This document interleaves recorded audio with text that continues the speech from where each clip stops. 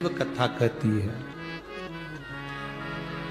जब हमारे विश्वास को हम दृढ़ कर लेते हैं तब परमात्मा को मिलने में देरी नहीं होती। माता अहिल्या, गौतम बाबा शंकर भगवान से कहते हैं अब आप यहीं पर रुको। ब्रह्मा और भगवान विष्णु भी दर्शन करने पधारते हैं तो भगवान माता अहिल्या और भगवान स्वयं गौतम बाबा ने हाथ जोड़कर कहा आप भी यहां पर विराजो। ब्रह्मा, विष्णु और महेश तीन त्र्यंबक के रूप में, शिवलिंग के रूप में, त्र्यंबकेश्वर के रूप में विराजित थे। सारे 12 ज्योतिर्लिंग में जितने भी 12 ज्योतिर्लिंग हैं उन ज्योतिर्लिंगों में स्वयं शिव हैं, पर त्र्यंबकेश्वर की पवित्र भूमि पर ब्रह्मा, विष्णु और महेश तीनों।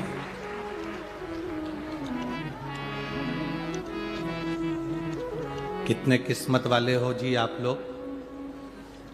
आपके भाग्य की सराहना हो कि त्र्यंबकेश्वर की पवित्र भूमि के नजदीक में रह रहे हो। अपने अपने घर जाकर एक बार राइनोन से नजर उतरवा लेना। ये शिव की कृपा है, ये बाबा की करुणा है।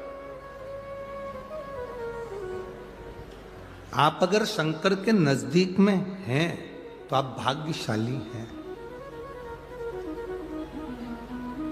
शिव के नजदीक में अगर आप हैं तो आप भाग्यशाली हैं। बाबा तो बाहर रहता है, उसका नियम है। नासिक यहां रह गया, त्र्यंबकेश्वर वहां रह गया, दूर है वो शहर से, एकांत। आप लोग अगर कुबेरेश्वर धाम आए होंगे तो आप लोगों ने दर्शन करा होगा। सीओर 9-10 किलोमीटर उधर रह गया और कुबेरेश्वर बाबा इधर, कुबेर भंडारी इधर। आप में से कितने लोग हैं जो कुबेरेश्वर धाम कभी आए हो? आए हो सब लोग? रखिए आप, कभी मौका मिले तो जिंदगी में एक बार कुबेरेश्वर बाबा की उस धरा पर आकर कंकर शंकर रखकर उसकी पूजन कर कर, उससे दिल से प्रार्थना कर कर जरूर आना। जो दे मांगा वो दिया, जो मांगा वो दिया, वो देता जरूर है। कई लोग आते हैं दिवाली मनाने के लिए, दीपावली के अवसर पर आते हैं। आज कई लोग कह रहे थे गुरुजी देव दीपावली आज है क्या? अब हम उनको क्या कहें कि कथा चल रही है। देव दीपावली यहाँ कथा 25 को विराम होगी और 26 तारीख की देव दीपावली है। तो बाबा क्या देता है ये आपको मालूम पड़ेगा।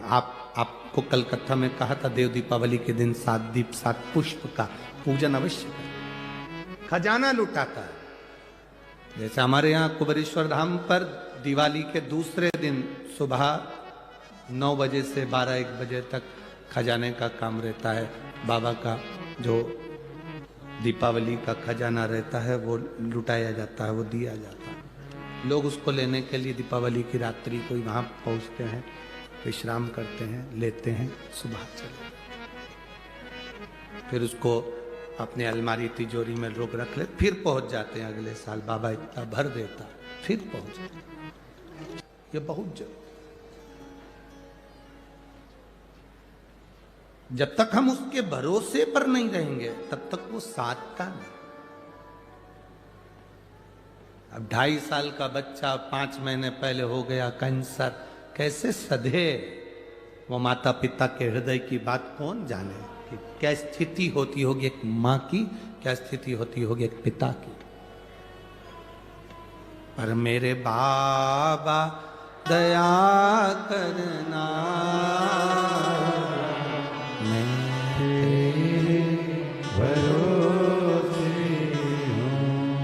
ना घर के भरोसे हो, ना परिवार के भरोसे हो, मेरे बाबा दया करना, मैं तेरे भरोसे भोले बाबा दया करना। भक्त को इतना जिद्दी होना चाहिए क्या? भक्त को इतना जिद्दी होना चाहिए? हम कहते क्यों नहीं होना चाहिए? भक्त भी तो उसी के हैं जो जिद्दी है। भक्त भी तो उसी के हैं जो विष पी सकता है, चंद्रमा मस्तक पर ले सकता है, गले में सोने के कंठे नहीं रुद्राक्ष धारण कर लेता है, जो बाघंबर पहनकर भस्म रमाकर दिन रात भक्ति में डूबा रहता है। कोई वो साधारण नहीं, उसके भक्त साधारण नहीं, आपकी भक्ति साधारण नहीं। आप उसके सहारे जी रहे, आप उसके भरोसे जी रहे, आप उसके सहारे जी। क्यों नहीं मिलेगा? समय आता, आगे वर्णन किया है, बड़ा सुंदर संवाद कहा। आपकी भक्ति का जो बल है, आपका जो विश्वास, आपकी जो दृढ़ता, आपका जो आनंद, कहे माता अहिल्या स्वयं भगवान गौतम बाबा ने ब्रह्मा विष्णु और महेश तीनों को एकत्रित कर दिया इस पवित्र भूमि पर। पवित्र भूमि पर तीनों को, तीनों प्रकट। हमारे बीच में संत साधु महोदय पधारे हैं, एक बार जोरदार ताली बजाकर। ब्रह्म कुमारी की बहनें भी आई हुई हैं, उनका भी साधुवाद।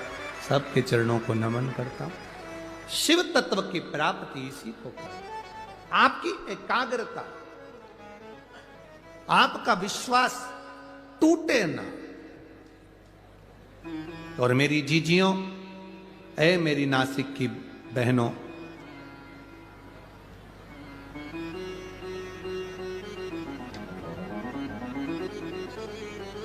एक बात अपने जीवन में उतार कर रखना, और मेरे जितने नासिक के जीजा बैठे हुए हैं वो भी अपने भीतर उतारे, बेटियां बेटे भी अपनी जिंदगी में उतारे। आप कितने भी अप टू डेट बन जाओ, आप कितने भी विद्वान बन जाओ, आप कितनी भी पढ़ाई कर लो, कितने भी अफसर बन जाओ, पर इतना याद रखना कि अंत समय में, आखिरी में तुमने जितनी डिग्रियां प्राप्त करी है वो डिग्री काम नहीं आती। अंत समय में जो तुमने भजन करा है वो डिग्री काम आती है। तुम्हारे पास में कौन कौन सी डिग्री है वो तुम जानो। तुम कितने बड़े ओहदे पर बैठे हो वो तुम जानो। तुम्हारे पास में कितनी बड़ी पद है, कितनी बड़ी प्रतिष्ठा है वो तुम जानो। ये इंजीनियर की डिग्री और ये सारी डिग्रियां सीए की हो, डॉक्टर की हो, कलेक्टर की हो, एसपी की हो, कमिश्नर की हो, मंत्री की हो, संतरी की हो, कलंतरी की हो, ये सारी डिग्रियां केवल यहीं पृथ्वी पर चलती है। वहां तो एक डिग्री चलती है कि मुख से भगवान का भजन कितना किया है, परमार्थ का कार्य कितना किया है, भूखे को भोजन कितना कराया, प्यासे को पानी कितना पिलाया, वो डिग्री वहां चलती।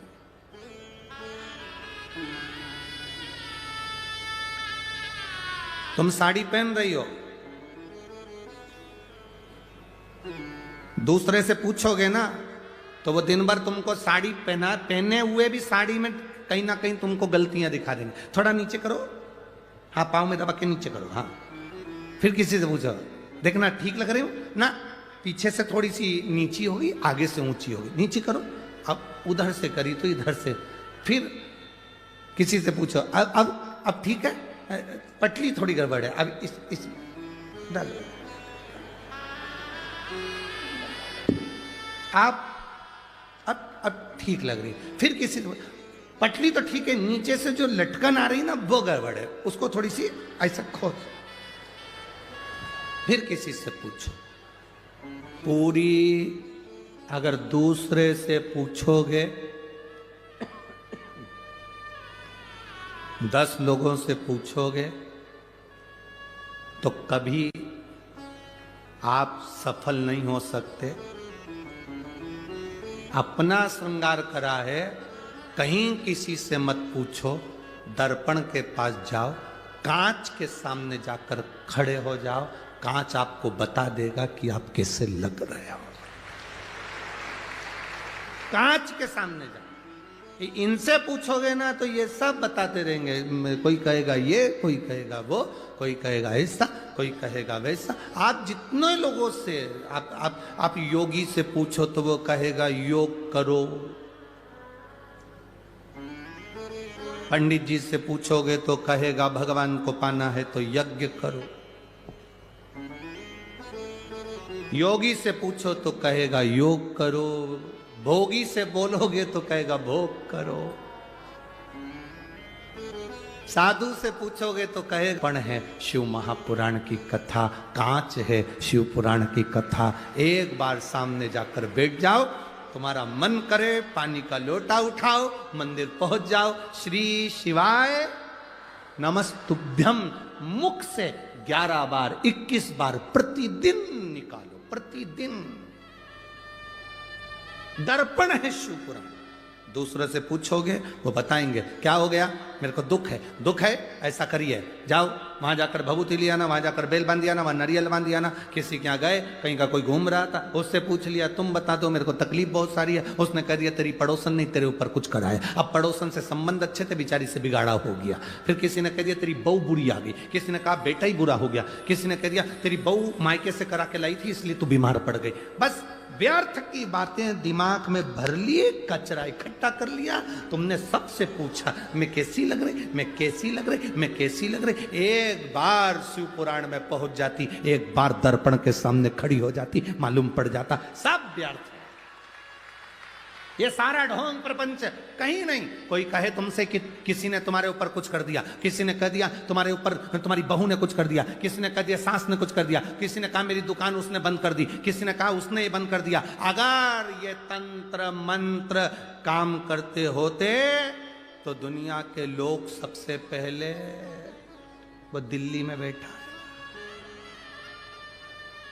तुम्हारी तो छोटी सी दुकान है, बड़ी बड़ी कंपनी के मालिकों पे नहीं करते लोग बात। इतना पैसा, करोड़ों का धन, वैभव, सत्ता सब कुछ है ना। किसी की सामर्थ्यता नहीं आपके भाग्य के आगे। जो दुख लिखा है तो दुख भोगना पड़ेगा, और सुख लिखा है तो सुख भोगना पड़ेगा। और इतना याद रखना, दुख की घड़ी में अगर तुम दर्पण के सामने खड़े हो, तैयार होते समय दर्पण के सामने खड़े हो, दर्पण सब सत्य बता देगा। दुख की घड़ी में शिव महापुराण की कथा में बैठ गए, शंकर के दरवाजे खड़े हो गए तो वो दुख काट देगा। कोई नहीं काटेगा, केवल एक शिव।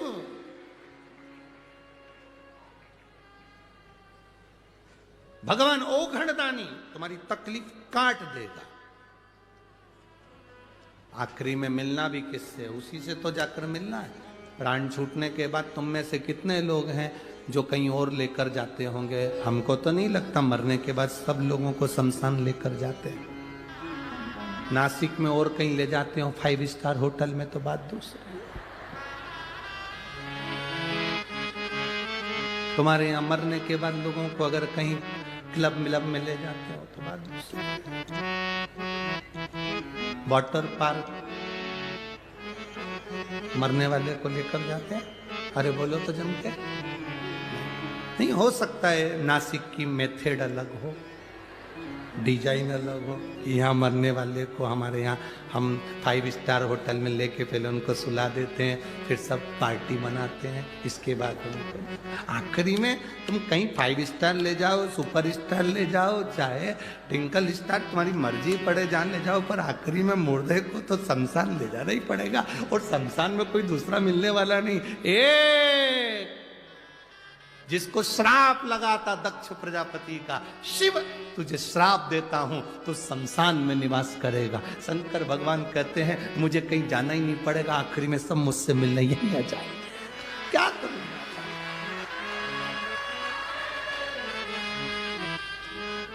क्या करूं? पार्वती जी ने शिव जी से एक बार कहा था, देखो प्रभु सब इधर उधर जाते हैं, लक्ष्मी जी भी जाती है, सरस्वती भी जाती है, इंद्राणी भी जाती है, इंद्र भी जाते हैं, विष्णु भी जाते हैं, तुम कहीं नहीं जाते। भगवान शंकर के मैं जाकर करूंगा क्या? सबको यहीं आना है, मैं जाकर क्या करूंगा? शमशान एक ऐसी जगह है, व्यक्ति कितने भी गंदे कपड़े पहनकर मरा हो, आखिरी में उसको नहलाकर, इत्र लगाकर, तैयार कर कर, डेंटिंग पेंटिंग कर फिर अच्छे कपड़े में लपेट कर लेकर जाए। जिंदा हो तब तक तुम्हारे कपड़े का नाप लिया जाता है, मरने के बाद डायरेक्ट जाते भी उसकी चित्तवृत्ति में रहता है। मरते मरते भी एक व्यक्ति के 4 बेटे, प्राण छूटने का समय, डॉक्टर ने कह दिया अंतिम सांसें चल रही है, अंतिम सांस, डॉक्टर ने कह दिया प्राण छूटने वाले, अंतिम सांस चल रही। उसके 4 बेटे, पत्नी पति से कह रही है सुनो तुम्हारे प्राण जाने वाले हैं, भगवान का नाम ले लो, ईश्वर का नाम ले लो, शिव का नाम ले लो, राम का नाम ले लो। पति ने कहा मेरा बड़ा बेटा कहाँ है? पत्नी बोली वो डॉक्टर को छोड़ने गया है।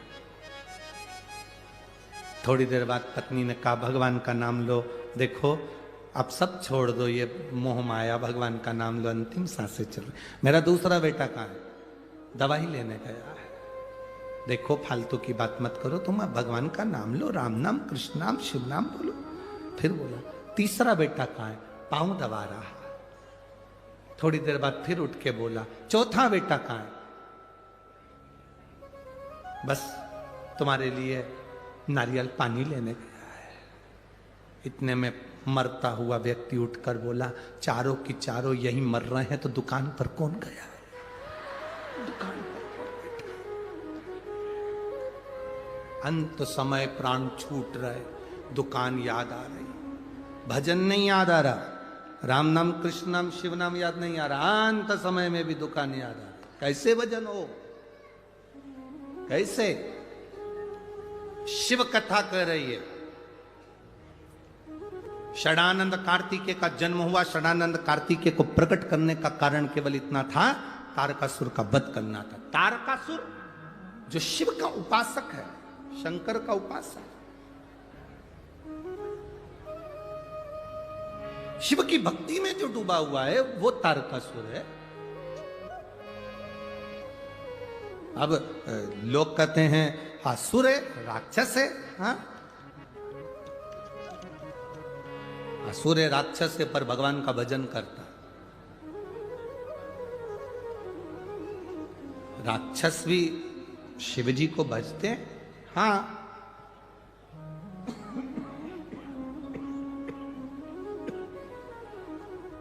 राक्षस भी शिव जी को भजते हैं। हाँ भजते हैं।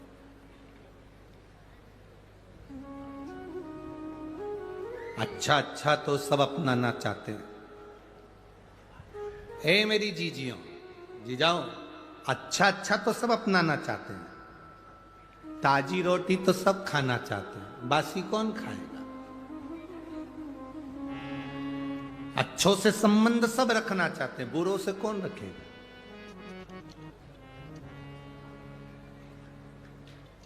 जब अच्छे कपड़े तुम पहनना पसंद करते हो, अच्छा भोजन करना पसंद करते हो, अच्छे घर में रहना पसंद करते हो, तो अच्छे से भगवान के मंदिर जाना भी तो प्रारंभ करो, तो ये सब अच्छा मिलना प्रारंभ हो जाए। जो मनुष्य का शरीर मिला, मानव की देह मिली, जो ये शरीर